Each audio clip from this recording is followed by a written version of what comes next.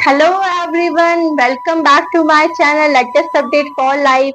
जैसा कि आप सब जानते हैं, हमारे चैनल पे हम रामचरितमानस की सीरीज को स्टार्ट कर चुके हैं, जिसकी आज ये 21 वीडियो है, जिसमें हम चैप्टर 1 बाल खंड की 21 हेडिंग कंप्लीट करने वाले हैं, जो कि है श्री रामचंद्र जी का शिव जी से विवाह के लिए अनुरोध करना। अब यहाँ तक आपने देखा था लास्ट वीडियो में कि पार्वती माता सती जी ने पार्वती माता जी के रूप में जन्म लिया है और उन्होंने तपस्या की है शिव जी के लिए। अब श्री रामचंद्र जी ने शिव जी के पास जाकर उन्हें पार्वती जी के माता के जन्म की सारी कहानी बताई है। उसके आगे की अब हम कथा सुनते हैं, जहाँ पर श्री रामचंद्र जी शिव जी से पार्वती माता की विवाह के लिए अनुरोध कर रहे हैं। दे अब विनती मम सुने हूँ शिव जो माँ, पर निज ने हूँ जाई विवाह सेल जहिए, मोही मांगे देहू।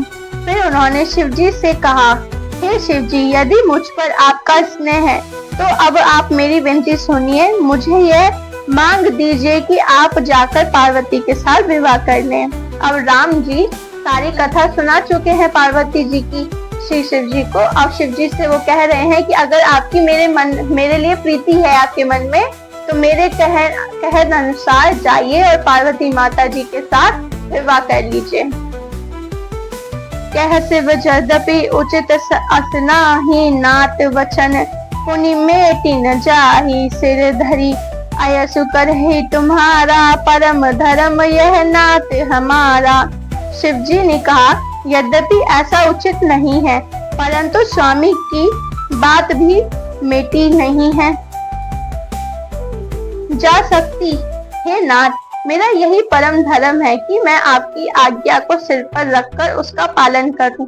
अब शिव जी अपने मन में कह रहे हैं कि ना तो मैं विवाह कर सकता हूँ और ना ही मैं अपने प्रभु की बात टाल सकता हूँ, क्योंकि मेरे प्रभु की बात टालना मेरे लिए मृत्यु के समान है। मातु पिता गुरु प्रभु के बानी, बिनहि विचार करे शुभ जानी, तुम सब भांति परम हितकारी, आज्ञा सिर पर नाथ तुम्हारी। माता पिता गुरु और स्वामी की बातों को बिना ही विचार के शुभ समझकर करना मानना चाहिए। फिर आप तो सब प्रकार से मेरे परम हितकारी हैं। ये नाथ, आपकी आज्ञा मेरे सिर पर अभोभाग्य है।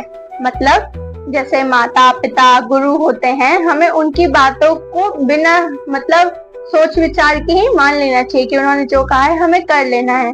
और यहाँ पर तो श्री रामचंद्र जी, जो कि हमारे शिव जी के इष्ट हैं, वो उनसे अनुरोध कर रहे हैं। तो शिव जी कह रहे हैं कि आपने तो जो मेरे लिए कह दिया वो मेरे लिए सर्वोपरि है, मैं वैसा जरूर करूंगा। प्रभु तो सुनि शंकर वचना, भक्ति विवेक धर्म जुत रचना, कह प्रभु हर तुम्हारे पन रहू, अब उर रखे जो हम कहू।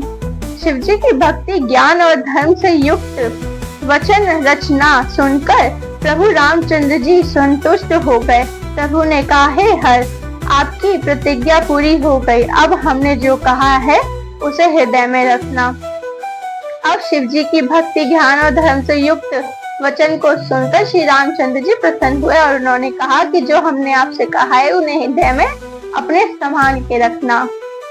अंतर्धान भय असभाषी, शंकर सोहि मूर्ति उर राखी, सबहि सप्त ऋषि शिव पहि आए, बोले प्रभु अति वचन सुहाए। इस प्रकार कहकर श्री रामचंद्र जी अंतर्ध्यान हो गए। शिव जी ने उनकी वह मूर्ति अपने हृदय में रख ली। उसी समय सप्त ऋषि शिव जी के पास आए। प्रभु महादेव जी ने उनसे अत्यंत सुहावने वचन कहे। अब यहाँ पर श्री रामचंद्र जी अपने कार्य को पूर्ण कर, मतलब पार्वती माता की कथा सुनाकर उन्हें शिव जी को वचन व्यक्त कर वहां से अंतर्ध्यान हो जाते हैं। और श्री शिव जी उनकी अंतर्ध्यान होने से पहले की जो तस्वीर है उसे अपने हृदय में मूर्ति बनाकर धारण करते हैं और उसी समय सप्त ऋषियों का वहां आगमन होता है। ये वही सप्त ऋषि हैं जिनके बारे में ब्रह्मा जी ने पार्वती जी से कहा था कि अब आपको तपस्या और करने की जरूरत नहीं है, आपको अब आपके तप का फल मिल चुका है और मेरी कही हुई बातें आपको सत्य तब महसूस होनी चाहिए जब आपके सामने सप्त ऋषियों का आगमन होता है। तो अब हमारी 21st हेडिंग यहाँ कंप्लीट होती है। हम नेक्स्ट वीडियो में मिलेंगे जहां हम कंप्लीट करेंगे सप्तऋषियों की परीक्षा में पार्वती माता जी की महत्ता। अब सप्तऋषि जाकर पार्वती माता की परीक्षा लेंगे तो हम बुक देखेंगे। तब तक आप अपना ख्याल रखें, मेरे चैनल से जुड़े रहें। जय श्री राम।